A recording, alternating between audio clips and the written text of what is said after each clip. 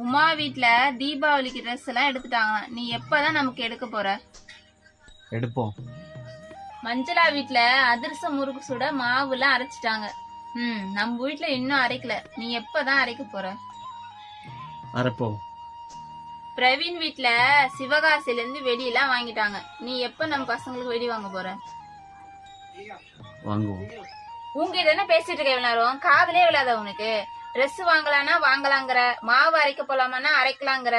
எப்பதான் வாங்க போற? தீபாவளி வந்துட்டே இருக்கு. நீ என்னதான் நினைச்சிட்டு இருக்க? எப்பதான் வாங்கி தொலைய போறதுல? வா.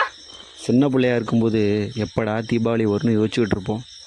ஆனால் கல்யாணம் பண்ணதுக்கப்புறம் ஏன்டா தீபாவளியெல்லாம் வருதுன்னு சொல்லிட்டு இப்போ யோசிச்சுக்கிட்டு இருக்கோம். ஆம்பள மாமா